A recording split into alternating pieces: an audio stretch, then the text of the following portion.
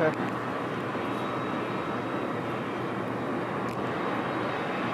Go ahead. Or, Okay. So you're a senior now. What are you planning on doing after you graduate? So I'm actually done with all of my courses academically, so I'm a part-time student next semester. So for now, I'm trying to look for internships, and it's a juggle between internships and grad school. But personally, I would like to work and test the waters for myself. I want to work as an industrial engineer until about 24, 25, and then if I like the field, I want to go to grad school with that. If not, I want to switch fields to maybe investment banking or management or something related. But I really like industrial engineering. But I don't know if I'll like it when I'm actually practicing it in the industry. So that's what I want to find out for the next 3 years or so. And if it works out for me, that'd be nice. If not, I'm going to do another degree or change fields altogether. How has your family been as you've been? Because okay, I'll then restructure the question. You're the elder son, so to say, and you came here, and your family's over there, and how have they coped with you coming here? I would say it was a really tough transition for them, but the great pillars of support that my mom and my grandmom and my brother are, they have never really, expressed it that what the transition was for them, and they've always been there and supportive for me. Obviously, my brother is almost a decade younger to me, so I never really got to see him growing up. So I'm more like a second father to him and not an elder brother. So I would say the biggest issue or the biggest problem for me has been that I could never grow up with it. But at the same time, I got to learn the responsibilities of an elder brother, but from a father's perspective. That's pretty much about it. You mentioned your phases of depression, and you did say that you're still depressed right now, and that you were on antidepressants in 2016, and you did mention a failed relationship. Are there any other reasons behind your depression that you're willing to share? Maybe something that has to do with the transition at UB. Maybe something that has nothing to do with UB, but you think other students can relate to it, and hence, they just relate to it and be better. So obviously, one of the biggest factors was being physically here, continents away from my family. I've been born and raised in New Delhi, never left home until this moment. So it was like, throwing a newborn baby in a pool of water, making them learn how to swim. So I think that was the biggest challenge for me, but I don't think that was what was a primary cause. Beside that, it was basically loneliness. I wasn't able to mentally transition from being in India to being here. So I always felt that there was something holding me back. A big part of me thought that it was my last relationship, which was psychologically, emotionally, and mentally abusive. I'm not gonna lie. A part of it was me being accused of rape by that person that I've not even seen. I hadn't seen my ex-girlfriend for about 8 months, and on an email she wrote to me, she ended up accusing me of rape, which was pretty cool. But long story short, I'm not gonna say it takes two to tango. So I'm not gonna say it was all me who was who was oppressed. Obviously not. I caused harm, and harm was caused to me. It was both ways. But at the same time, I was here battling my own battle, and then there was another battle that I was battling back home. So I feel detaching myself from that emotional attachment back home really helped to get out of this whole phase. So beside that, I don't really think there's anything else. Does your family know about your depression? About what? About your depression? Yes. It was actually, I was with my parents when I was diagnosed with depression. So the timeline's basically fall 2015, and I was homesick, but depression wasn't an option. Like, we didn't think I could be depressed. We thought, it's just homesickness and a transition, or maybe this long distance relationship that has me involved. Then I go back home in the winter, everything's fine. Obviously, I was like frustrated. I was not socially the way I was. But at the same time, I went home, everything was fine. I was still dating my ex-girlfriend back then. Everything's fine. I come back for spring, and that's when, I don't know, that's when shit went down, basically. And by March or April, I was dead sure that something's up. Obviously, I had my doubts in October 15th, not gonna lie. But as we came more towards the end of Sweet 16, that's when I feel my depression was at its prime.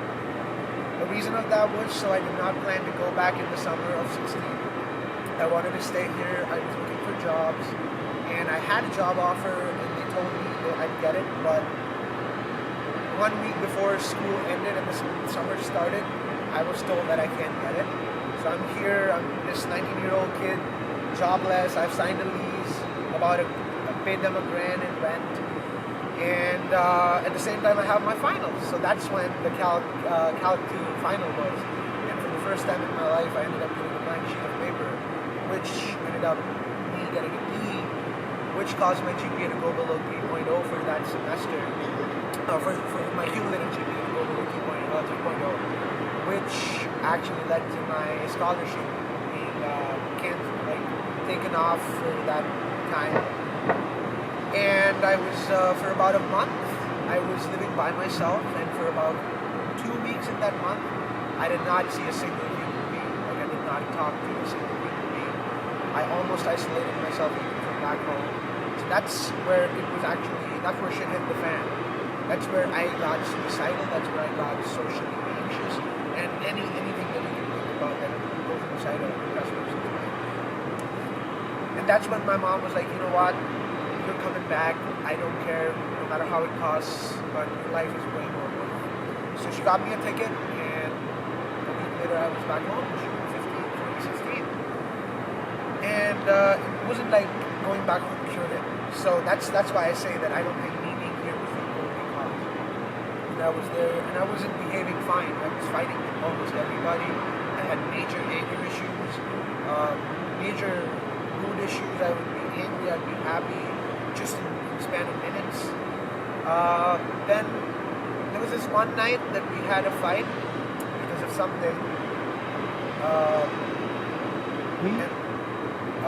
Me and my parents. So it was something related to, I don't really remember what it was, but it was a really small thing. And I made a big deal out of it, and my mom and my dad and me had a fight. My brother was 10 years old back then. And out of anger, I ended up banging my head into this wooden door, and that door literally cracked. And that was the lowest point I had ever hit in my life, because there's this kid in front of me who probably idolizes me, wants to come to the US to study or whatever, and now he's seeing me this way. That was where I was like, no, this needs to change. The day after, we go to a doctor, we consult a psychiatrist, they listen to my whole story, whatever was still there. Prescribed me antidepressants for about a month or two, a month. I continued taking them. Actually, they started working like magic in a week itself. Within a week, I broke up with my girlfriend. And things started to get better. Obviously, mentally I was still not fine. There was this chemical imbalance, but I was healing. And I was there for a month more. Things got better. Obviously, my girlfriend wasn't out of the picture then. It took an year and a half more to actually get full closure from that female dog.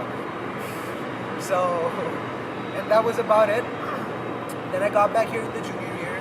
I moved off campus, and I had great roommates. Obviously, when you have friends around, that helps. But I feel I helped myself get out of it a lot. It takes effort to, depression's literally like this. So it takes effort to come back to square one, because you're going negative. But over the period of time, I worked that winter. It still took 8 months to actually heal myself from those wounds completely. But obviously, those wounds, when I think about them, they're still as fresh as they can be. But by, I would say, winter 2017, when 2017 started, I had a new vision in mind. I was done being broke.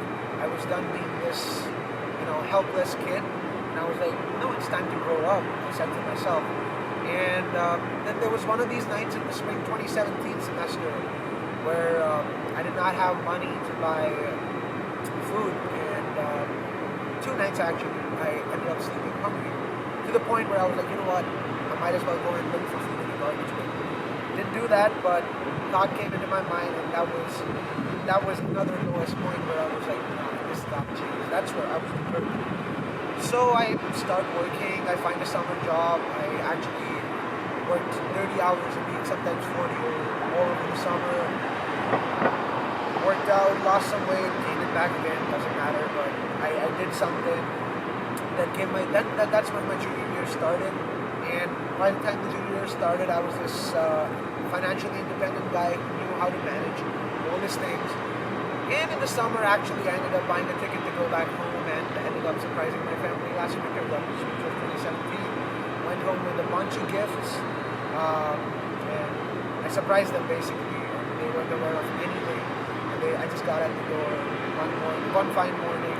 I think it was one day after Christmas, and they just found me at the door. That was one of the most priceless moments of my life. And I think after that, I came back, and I'm not gonna lie, it's always hard transitioning back from home to here, because 2 weeks after the third week, you get too attached to home. 2 weeks it takes to transition back to home, but 2 weeks after the third week, I was missing this place because I was too attached back home. And then I come here, and again, it took me one whole semester to again, just take care of myself, get involved. I wouldn't say I was depressed or I kind of screwed up things. It was actually academically my best semester yet. But mentally, I felt lonely. I didn't feel like really I was myself. But at the same time, because of what had happened, I was prepared to handle whatever came. And then I had this summer again, worked a summer job. I wouldn't say it was as good as last summer, because obviously it came to all the weight I lost. But at the same time, I took a summer course. My grades have been better. The semester's been going really well so far. So I would say life's good. Not great, but good. Yeah, that's basically it. Alright. You basically answered a lot of questions that I was gonna ask. But let me ask you this. You did tell me that those 2 months when you didn't see any other human for 2 weeks. It was a month, and for 2 weeks, or I would say 13 days, I was just inside a room at one of my friend's place. I didn't have no place to stay, so he let me stay there. And there was nobody in that house at that point. It was just me. I was broke as hell, didn't have much money. So I actually survived, I think, those 2 weeks in about 10 to 15 bucks. Okay, so Close to that. Somewhere close to that. so that was the peak of the rough period in your life. Yes. And you're far better off from a mental health perspective compared to that.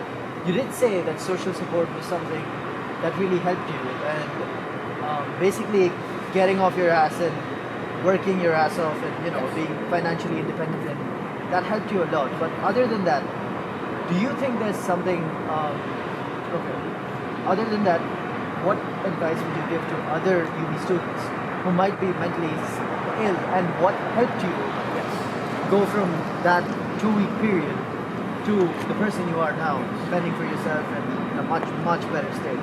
What? I think one thing that I would really want to say to everyone going through stuff: if you shit your pants, wipe your own ass off. That's the biggest thing. You gotta take effort. You gotta take initiative to take care of your own self. Because in real life, nobody's gonna come get a spoon and just feed you food. You gotta do that effort. You gotta make that effort yourself. No matter how many people you have around you giving you love, if you want to be depressed, you will stay depressed. So that voice, I'm not saying that, I'm not completely disregarding depression as a whole, like, oh, we choose to be depressed. No. But I'm saying we might not choose to be depressed, but we can definitely choose to not be depressed. When that voice from inside comes like, oh, I think it's time to heal. Self-healing is a thing. I personally am a non-believer. I don't believe in anything but the person I look in the mirror every day, every night. And my whole thing is, if I'm better than what I did yesterday, that's good enough. no one cares how many times you fuck up. There's nobody keeping the count of how many times you fuck up. But you yourself. That's all. Learn to take care of yourself. Don't worry about what happened. Care about what's gonna happen. If you can look straight into your eyes at the end of the night and say that, yeah, I did good. I tried my best. I did what I could. That's good enough, dude. It doesn't matter what the results are. But at the same time, actions are more important than intention. I can sit here and talk days and days about what I did, but after that, if I don't continue doing it, it doesn't count. Your intention might be to, give me $100, but if you end up murdering me, that's the action that counts. No judge or jury would listen to you saying, "Oh, I was just holding a knife to, cut the cucumbers and end up murdering you." No one listens to intention, but action. It's the same with depression. It's the same with everything in life. If your intention is good but your actions are not, don't consider it. Intention and action go hand in hand. Screw it. Action matters. If your intentions are bad but your actions are good, that's what people worry about. That's what the world worries about. That's real advice. It sounds bitter. It doesn't sound the most, greatness, because we try to be good by intention, but actions matter more. A lot of people look up to someone, well, if they're in a bad place, or even in general, a role model of sorts, or Yes. someone they can emulate, or someone they can learn from. Was there a certain person like this in your life? And if there was, what was the one thing that you think he taught you, which you would consider everyone should know about? There have been multiple people, but the thing is, the real bitter truth about life is your role models have flaws too. So I would name someone whom I looked up to, but ended up finding that they have their own flaws, they have their own problems to deal with. So for me, the biggest teaching was not having a role model, but learning that everyone has flaws. My mom and I are very close, and we talk, and a few years ago I thought, oh, 20-year-olds know the shit, what's going on? Then I became 20, 21, and I realized, oh, I don't know what's up. And now when I talk to my mom, I realize they don't know what's up either. They're all figuring out as they go. I think that's the biggest truth. It's not looking up to someone, but looking at everyone and just seeing their good and seeing their bad and seeing people for what they are. It's not about finding good in people, it's seeing them for what they are. And that's about it. If you see people for what they are, you'll see good and bad in everyone, and you can look up and look down to each other. Alright. Did you have any experiences which meant a lot to you, which don't necessarily need to be about anything we've discussed so far, which you think would be beneficial to the students who watch this video, or inspire them, or motivate them, or just be something they can remember? Do you mean positive, negative? It can be anything you want. You can take your time. You can think about it.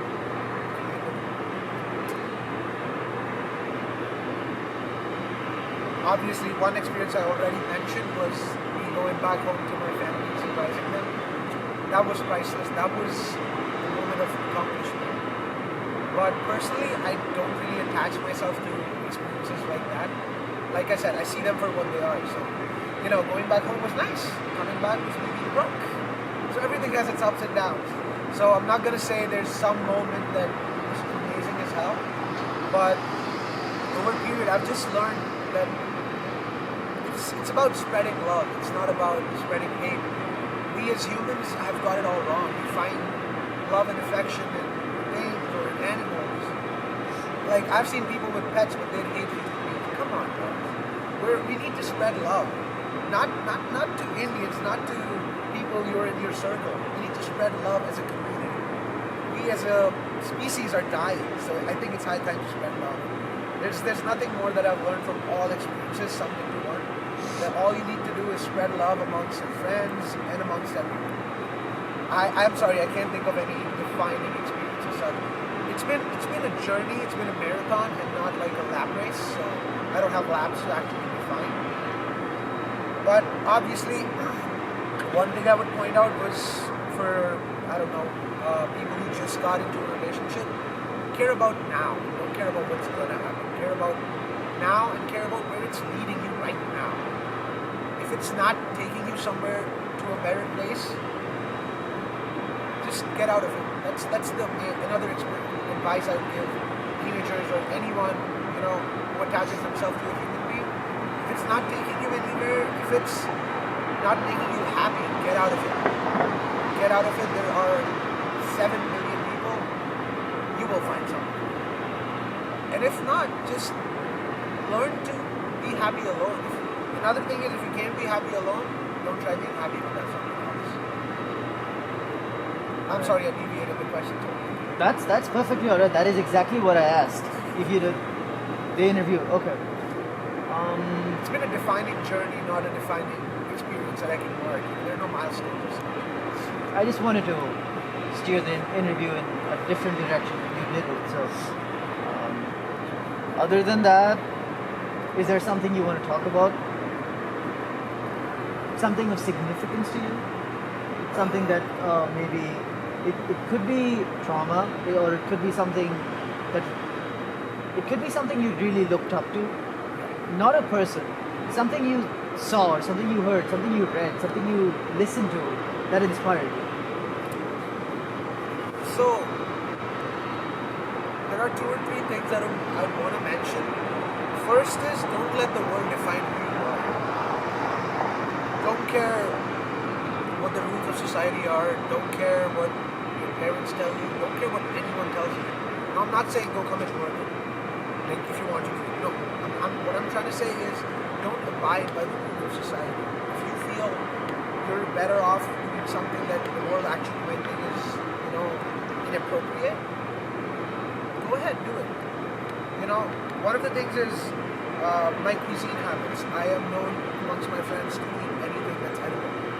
Literally anything that's edible. And that's something socially unacceptable in my country. I can actually be lynched for that, eating beef in my country. But at the same time, what matters is what makes you happy. Food makes me happy. So that's what I do. That's just one example. There are so many others, but in short, don't let the world define you. Do what you want. Another is, have a perspective. Don't look at... We're all just trying to look at the world through a keyhole, and we try to find it. But then when we see something that is unacceptable, we ignore it. That should not be the case. Have a whole world view. Have a perspective that's open to everything. Don't just reject something because you're not comfortable. Don't hold on to things or perspectives, or just keep evolving. Change has to be the only constant if you really want to survive this world right now. It's hard for everybody. Harder for some communities and groups more, but it's hard for everybody. I feel existence is hard as an adult. So for that, you need to keep evolving. You need to keep finding out ways that make you happy, that make you rich, or whatever works for you, that make you educated. But keep perspective. I once wrote a quote like, it's all about perspective. Someone's looking for stars in the sky, someone's looking for the meaning of life, and someone's looking for keys in the bedroom. And you gotta choose who you want to be. Alright, we could wrap that up. Okay. Thank you.